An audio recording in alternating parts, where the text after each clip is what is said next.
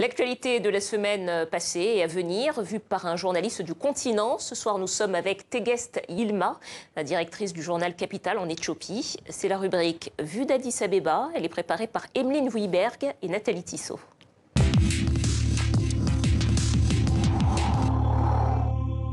La semaine passée en Éthiopie a été une semaine assez mouvementée, une semaine dans laquelle notre nouveau Premier ministre, récemment élu, il n'y a que 18 jours, il est parti dans les régions dans lesquelles il y avait beaucoup de manifestations ou beaucoup de contestations pour les apaiser, pour parler de l'unité du pays. Il y a eu aussi une discussion avec les partis politiques de l'opposition au palais. Il y a eu un dîner dans lequel ils ont été invités avec les activistes aussi, avec les organisations civiques.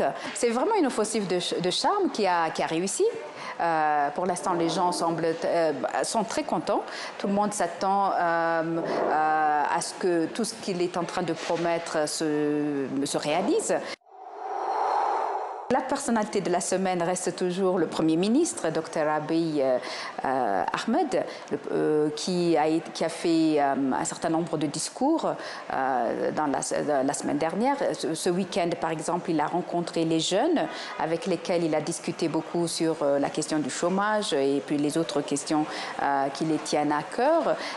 Et ça a été reçu avec beaucoup d'applaudissements. Les jeunes semblent être contents de lui. Ces différents discours qu'il a faits sont très rassurants, très encourageants, et donc les gens s'attendent à ce qu'il y ait des retombées.